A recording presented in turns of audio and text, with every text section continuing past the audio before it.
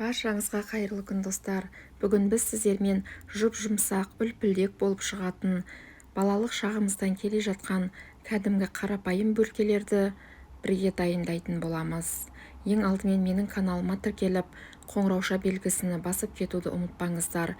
Менің каналымнан кез келген ерекше қарапайым рецептерді қазақ тілінде таба аласыздар.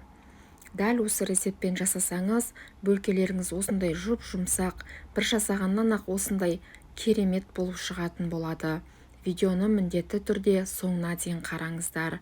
Ең алдымен біз қамырымызды жақсылап илеп аламыз, яғни табағымызға ашытқымызды салып, оның үстінен тұзымызды, қантымызды саламыз. Және жылы сүтімізбен жылы суымызды құйып алатын боламыз. Жұмыртқаларымызды да салып аламыз. Менде төменде описанияда барлығының мөлшерлері жазылған, сол жерден қарай аласыздар. Енді жақсылап араластырамыз. Біз айтпақшы 2 ас қасықта бал салатын боламыз. Балымызды салып болған соң, біркелкі болғанша венчиктің немесе кәдімгі шанышқымен араластырып алсаңыздар болады. Оның үстінен ұнымызды салып, қамырымызды илеп аламыз.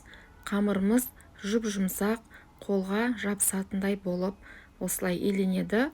Оның үстінен ертілген сары майымды құйып жібердім. Енді тағы да жақсылап араластырамыз.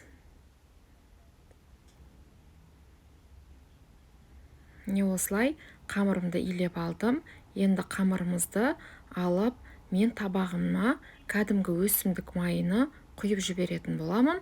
Яғни 10 миллиграмдай өсімдік майымен осылай майлап алыңыздар. Енді қамырымызды қайтадан салып, үстіні жауып, 1 сағатқа жылы жерге қойып қоятын боламыз. Яғни біздің қамырымыз көтерілуі қажет. 1 сағаттан соң мен осылай алдым. Міне біздің қамырымыз керемет болып көтерілген.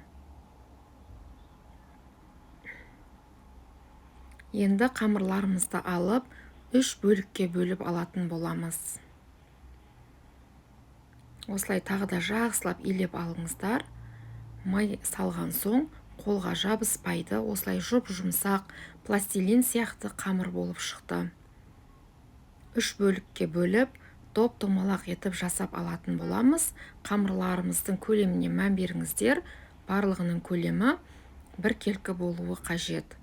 Енді топ-томалақ етіп жасап болған соң, тағы да 15 минутқа бетіні жауып қойып қоятын боламыз.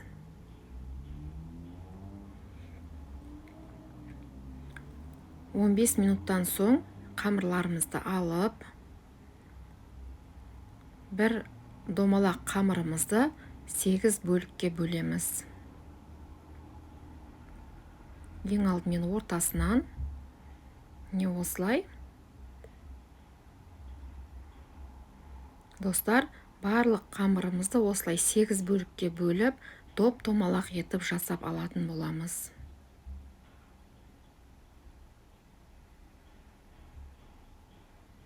Қалған қамырларымызды да дәл осылай бөліп, домалақ етіп жасап алдым. Енді мен листіме пергамент қағазыны төсеп, осылай қамырларымызды қойып шығатын боламыз. Бір-біріне жақындау қоя беріңіздер.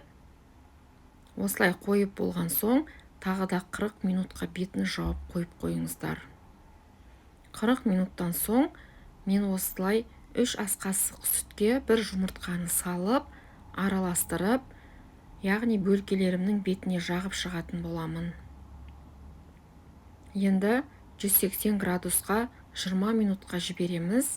Сіздер өздеріңіздің духовкаларыңыздың градусына қарай пісіріп алыңыздар. Достар, өте үлпілдек керемет болып шықты. Сіздермен болған Айнұр, сіздерге ас болсын.